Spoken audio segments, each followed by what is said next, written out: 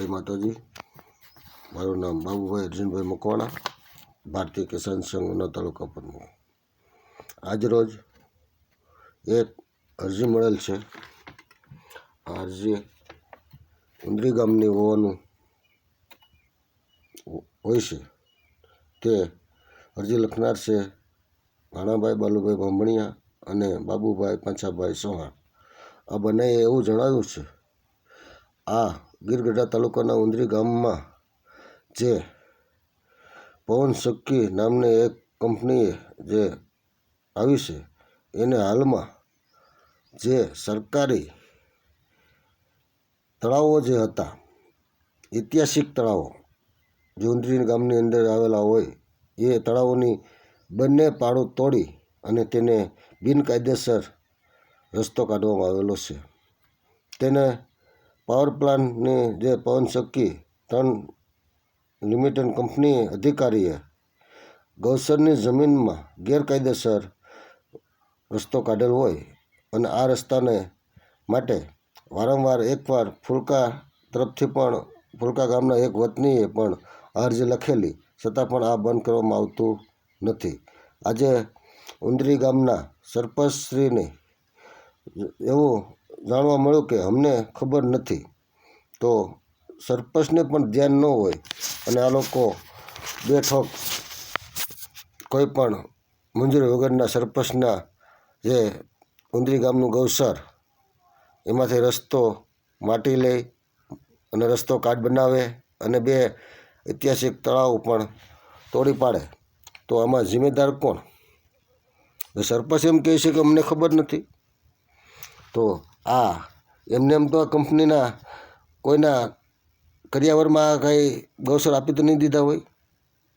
તો આ અનુસંધાને મને અરજી મળી છે મારા નામ વાઇઝ, તો હું મામલતદાર સાહેબને વિનંતી કરું છું કે જો ખેડૂતોની આ વાત તો તમે સાંભળવામાં નહીં આવે તો આવનારા દિવસોમાં મારે મારા લેટર પેડ ઉપર ઉપલા અધિકારીઓ સુધી જાણ કરવી પડશે અને જે અરજી લખનાર છે એ વ્યક્તિઓ ઉપર કાંઈ પણ થાય, કોઈ કંપનીવાળા કે ગામના કોઈ ગુંડાઓ કે બહાર ગામના કોઈ ગુંડાઓ લઈને જે કોઈ પ્રેશર કે કરવામાં આવે તો એને જિમ્મેદાર મામલતદાર અને ટીડીઓ અને જે એમાં આવતા હશે તેની સાથે એ લોકો રહેશે, એની ખાસ નોંધ લઈ લેવાની।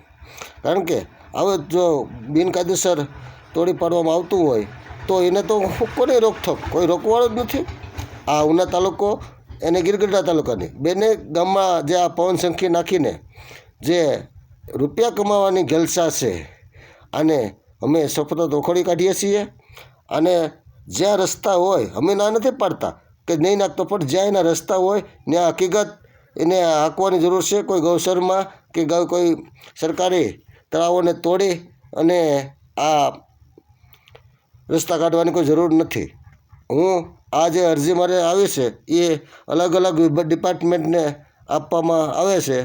એ જે ડિપાર્ટમેન્ટ આવતું હોય, ડિપાર્ટમેન્ટને લાગુ પડતું હોય એ ડિપાર્ટમેન્ટને મારી વિનંતી છે કે તાત્કાલિક ધોરણે આનું નિરાકરણ લાવે। કારણ કે પછી મામલતદાર હોય એ ટીડીઓને ખો આપે ને ટીડીઓ છે એ પુરવઠાને ખો આપે, પાણી પુરવઠાને પાણી પુરવઠાવાળા ઇરિગેશનને ખો આપે અને ખો રમવામાં આખું અમારું જે સ્વતંત્ર લૂંટાઈ જાય એ પહેલાં તમે જે કોઈ ખો ન આપે એ પહેલાં દાવ સ્વીકારી લેજો, એવી મારી વિનંતી છે।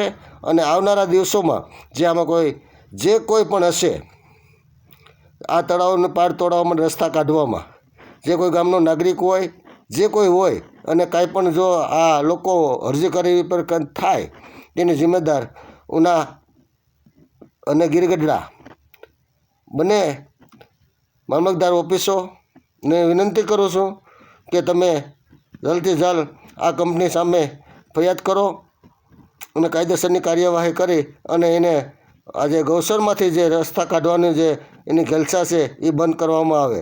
કારણ કે ખેડૂતોને જે નુકસાન થાય એવું કામ ન કરે એની ખાસ મારી વિનંતી છે। આ તળાવની પાર તોડે છે એ ન તોડવી જોઈએ, એટલે જે તોડે છે તો એને સામે એને ખનિજ માફિયા તરીકે એક જાહેર કરો અને જે અહીંયા JCB અને ડમ્ફરથી જે ધૂળ લેતા હોય અને જ્યાં નાખતા હોય એટલે એને તાત્કાલિક જપ્ત કરી અને એને સામે કાયદેસરની કાર્યવાહી કરવા મારી નમ્ર અપીલ છે. જય હિન્દ, જય ભારત. ભારતીય કિસાન સંઘ ઉના તાલુકા પ્રમુખ.